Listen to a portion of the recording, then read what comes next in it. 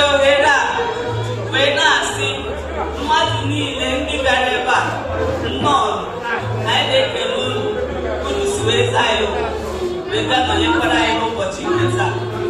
We want to seize this opportunity to say thank you and welcome to everybody that is seated here celebrating with us. We say God bless you. Estamos diciendo bienvenidos a todas que están aquí celebrando con nosotros. Muchísimas gracias por venir.